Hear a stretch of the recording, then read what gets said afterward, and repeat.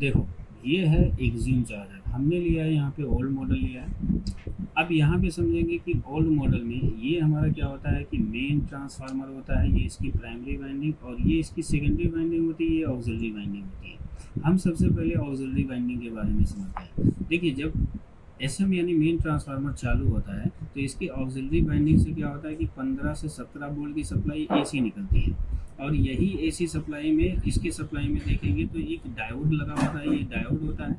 तो डायोड क्या करेगा, इस एसी को अनप्योर डीसी में कन्वर्ट करेगा।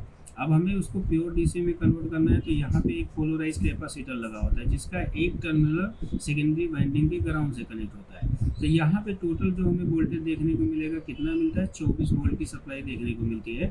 और यही 24 वोल्ट की जो सप्लाई होती है, यहाँ पे 7812 आईसी लगी होती है, यानी 7812 आईसी लगी होती है।